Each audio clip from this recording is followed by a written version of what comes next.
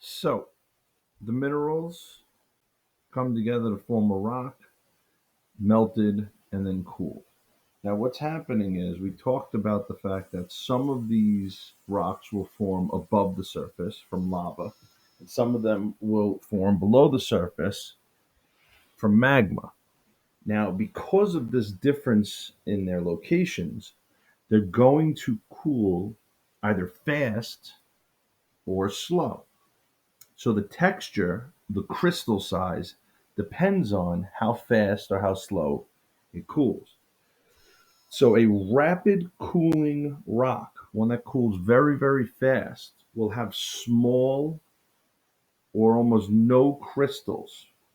And that's because it doesn't have time for these crystals to form. It cools very fast. If it cools slow, underground, still magma, you've got years, thousands of years for this rock to cool.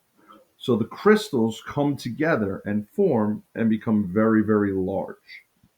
Now, a porphyritic situation is where it starts cooling very fast, explodes out of a volcano, and then, excuse me, starts cooling very slow underground for a long time, explodes out of a volcano or somehow reaches the surface very quickly, and then cools fast. So you'll have both large and small crystals in that situation.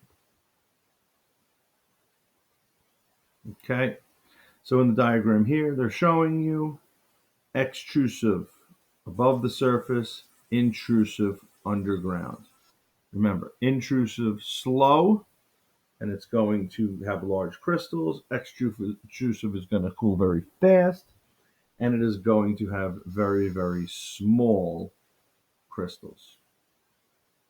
All right. They contain interlocking crystals, as we talked about. The crystals have a disorderly arrangement, and again, the sizes depend on how it cools. And very, very important, we talk about later on which rocks will have fossils and which won't.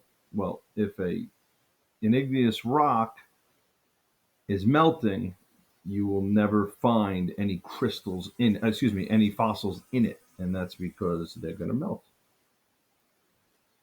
All right. In this case, we're talking about magma. Magma cools very quickly, so there is very little time for crystals to form. All right.